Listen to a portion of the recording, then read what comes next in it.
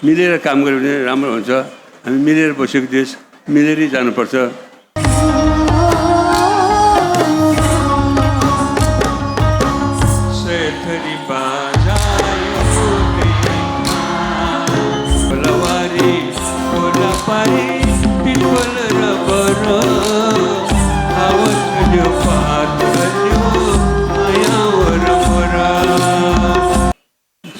केन्द्रबिन्दु ठाउँमा सम्मान गर्नुभयो, धेरै लामो मेरो प्रशंसा गरियो।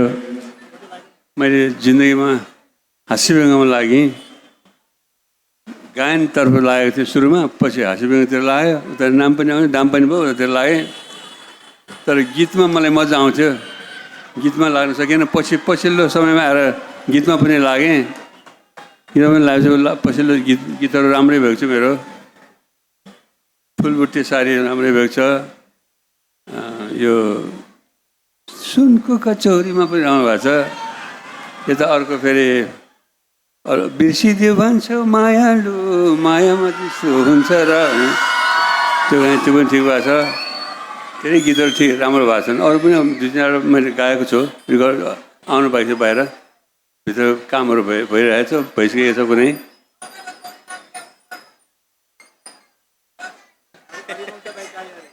हरिवंश आएन यसपालि। हरिवंश अर्को पल्ट आउँछ फेरि। हिजो आज हामी काम बाँड्छौँ, दुईजना काम पऱ्यो कि तिमी म यता जान्छु भनेर गएको हुन्छौँ, काम गर्छौँ। हामी कहिले पनि छुट्दैनौँ, चिन्ता नलिनुहोस्। हामी 46 वर्षदेखि सँगै काम गर्दै आइरहेछौँ।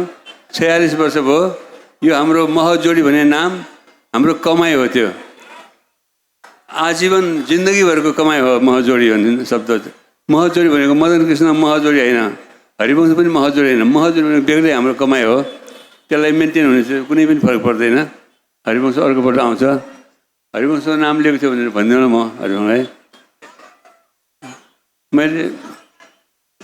मैले अरू खासै काम गरेको छैन। मैले समयले अराएको काम, हाम्रो समयमा हाम्रो समयले अराएको काम गर्दै आएको छौँ। समयले अराएको काम, समय भनेको के हो भने समय भनेको आम जनताले प्रतिनिधित्व गरेको हुन्छ समयले पहिला पञ्चायत टाइममा हामीले व्यङ्गहरू पनि गऱ्यौँ, तर त्यो बेला पनि हामीले त्यो राजतन्त्र जाओस्, व्यवस्था जाओस् भने त्यतातिर थिएन। हाम्रो त्यो बेला पनि भ्रष्टाचार हुन्थ्यो। अहिलेभन्दा थोरै हुन्थ्यो, तर त्यति पनि धेरै लाग्थ्यो हामीलाई जनतालाई। भ्रष्टाचार नातावादको हटाउनु पनि लाग्यो, व्यवस्था गयो। त्यसमा हाम्रो समयको काम हो। त्यो समयलाई दोष दिनु होला। समय आएपछि सबैले छोड्नुपर्ने हुन्छ। अनि अब चाहिँ मलाई पार्किन्सनले एकछिन गाँजेको छ। जति गाह्रो भए पनि म हिँडिरहेको छु। काम गर्नुलाई नै मैले फिजियोथेरापी औषधि सम्झेको छु। यो औषधि हो मेरो लागि। यहाँहरूले जुन चिच्याएर मलाई स्वागत गर्नुभयो,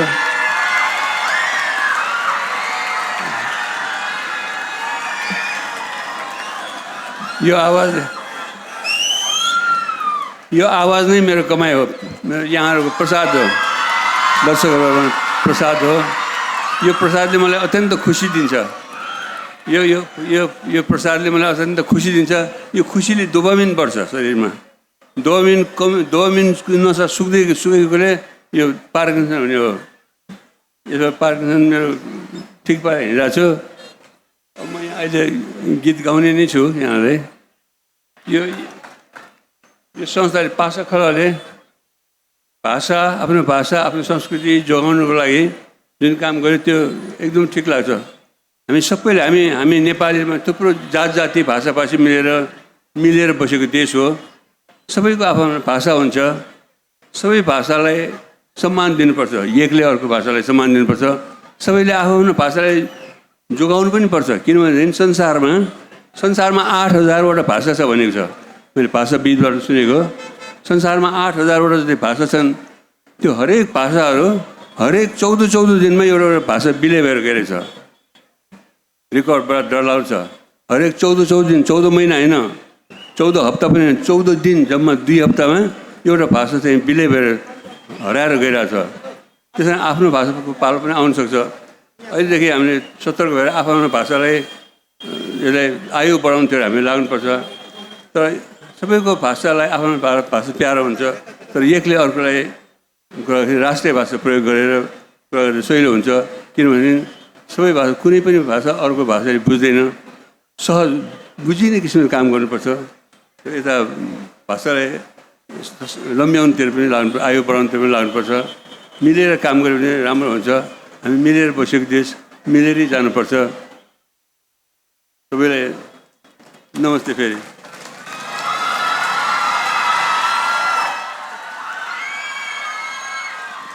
धन्यवाद। र उहाँको सुपुत्र यमन श्रेष्ठ पनि सँगै हुनुहुन्छ। उहाँलाई केही समयपछि हामी अवश्य पनि स्वागत गर्ने नै छौँ। कृपया फेरि पनि जोरदार तालीका साथ सम्मान गरिदिनुको लागि हार्दिक अनुरोध गर्दछु।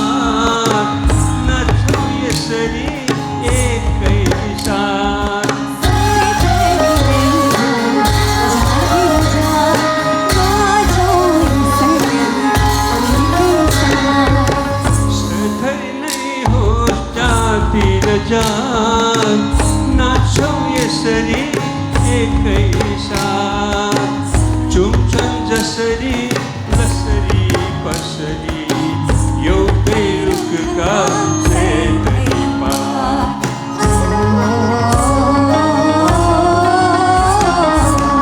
सेतरी बाजा एउटै ताल सेतरी घोडा एउटै चाल मिचिकाली सुन्निको साझा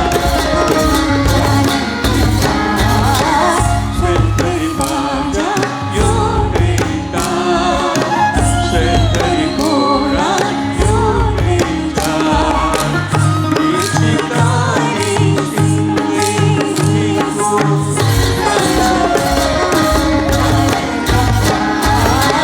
सेतरी बाजा एउटै ताल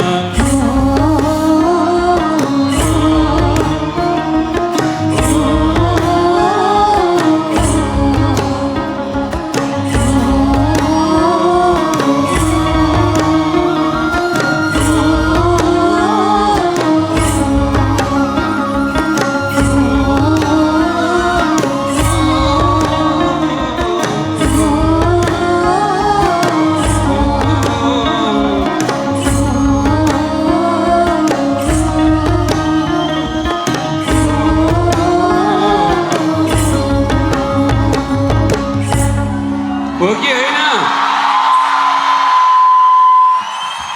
हो कि होइन हो हो हो हो यो गीत हामीले अहिले गायौँ हामी 15 दिनको लागि हामीले कवि दुर्गालाल श्रेष्ठ दाइले एउटा राष्ट्रिय एकताको लागि जातीय एकताको लागि एउटा गीत लेख्नुहोस् दाइ भनेको थियो अनि उहाँले म सक्छु होला र उहाँले नेवारी गीतमा लेख्नुहुन्छ म सक्छु होला दाइले सक्नुहुन्छ लेख्नुहोस् भने भोलिपल्ट मलाई फोन गर्नुभयो मैले कोरिराखेको थिएँ मलाई कस्तो लाग्छ हेर्न भन्नु हरिवंशले पहिला फोनबाट सुने सेतरी बाजा एउटै ताल सेतरी घोडा एउटै चाल मेची काली सिङ्गै ढिको साझा हाम्रो ज्यान भयो तुरन्त हरिवंशलाई फोन गरेर म त्यहाँ गएँ त्यो गाएको सायद राम्रो दुर्गालालले हिजो अस्ति भर्खर दिवङ्गत हुनुभयो उहाँलाई हार्दिक श्रद्धाञ्जली व्यक्त गर्न चाहन्छु यहाँ सबैले श्रद्धाञ्जली मनमा श्रद्धाञ्जली गरिदिनु होला उहाँ साह्रै राम्रो गीतकार हुनुहुन्थ्यो उहाँले फुलको आँखामा फुली संसार काँडाको आँखामा काँडै संसार गीत दिएर सेतरी बाजा लेख्नुभयो दुईटै उत्तिकै राम्रो भयो फुलको आँखामा फुली संसार एउटा इक्जाम्पल गीत भयो सेतरी बाजा पनि राष्ट्रिय गीतको रूपमा छ संसारभरि जहाँ गए पनि यो गीत बजेको हुन्छ सुन्छु खुसी लाग्छ त्यसमा हाम्रो कुटुम्बको भाइहरूले धुन बनाइदियो त्यो झनै धुन सही भयो अब